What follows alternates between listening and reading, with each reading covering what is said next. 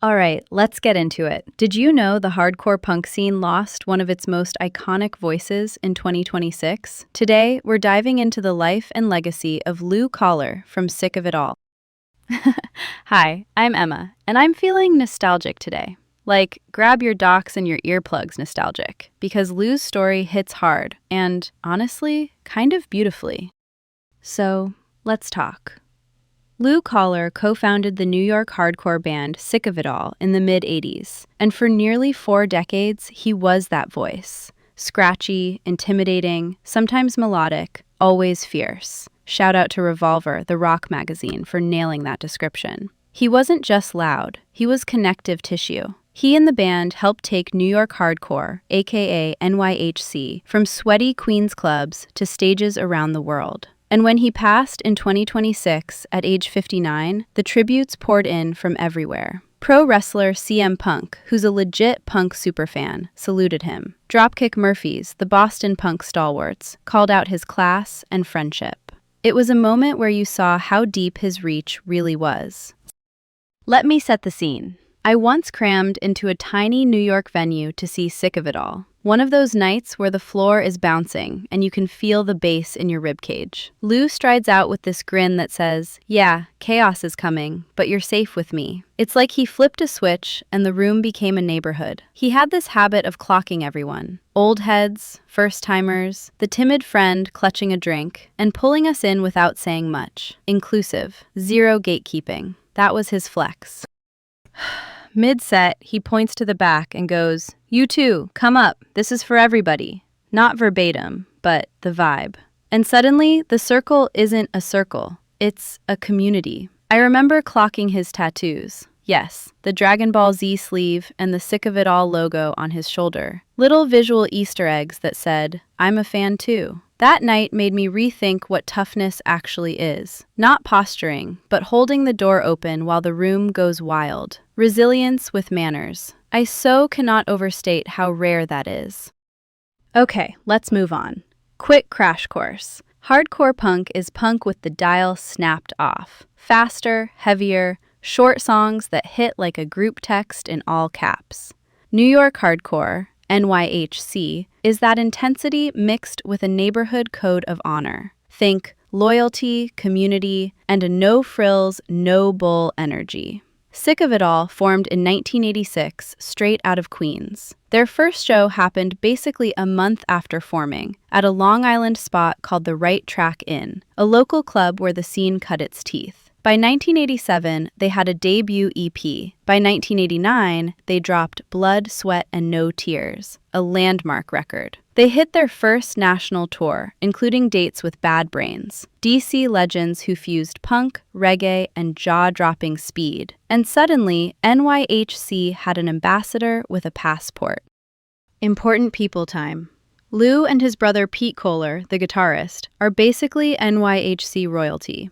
High school kids at Francis Lewis in Queens who turned a hobby into a global operation. Early lineup changes could have sunk them. Instead, they set the tone, kept working, and when drummer Armand Majidi and bassist Rich Cipriano were in the mix, that chemistry locked in. Lou wrote the bulk of the lyrics. Community, politics, social issues, frustration, anger. Not just shouting, but clarity you could chant. By the mid-90s, Scratch the Surface hits and boom, Europe opens up. That album sold around 250,000 worldwide by 1997, which for hardcore is like a pop star number. And Lou's leadership was the through line, year after year. Here's a spicy detail I love.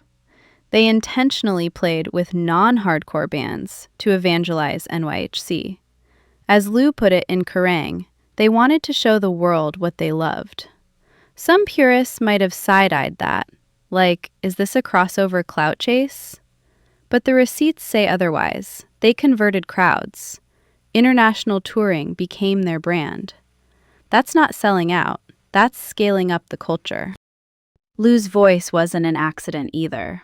He worked with Melissa Cross, a vocal coach famous for teaching heavy singers how not to shred their throats. She told him to keep his natural style, but add technique, breath, placement, smart warm-ups. He also talked about using the muscles around his vocal cords, more than classic singing methods, which, nerd alert, helps you survive brutal tours. Meanwhile, he had a little side quest in 1993 with Shane Embury, bassist of the British extreme metal icons Napalm Death, on a project called Blood from the Soul. Dark, industrial, experimental. Proof Lou wasn't stuck in one lane. Okay, pause. Big unanswered question time. Even after he died at age 59, sources listed Lou's birth year as 1966 or 1967. I know, it sounds small, but to me, it's the perfect snapshot of underground music history. Flyers got made at Kinko's, zines misprinted dates. Nobody thought they were archiving a movement. They were just trying to make the weekend show. Does the exact year matter? On one hand, precision matters. On the other, the myth-making is part of the culture's DNA. We know the shape of the truth. A Queen's kid who built an international language of community through volume. That's the headline. We have to talk about the last chapter. In 2024, Sick of It All canceled a European run when Lou revealed an esophageal tumor. The scenes snapped into action. Benefit shows, updates, prayers from punks to wrestlers. He announced remission in 2025, but by late that year, the cancer returned. It's brutal. Through it all, the community stayed loud for him. He died in 2026, and the tributes were instant. CM Punk, again, that crossover king of pro wrestling and punk, Dropkick Murphys, Boston Lifers, and a long line from Agnostic Front, founders of NYHC, to newer heavy bands. You could feel the lineage bowing their heads together.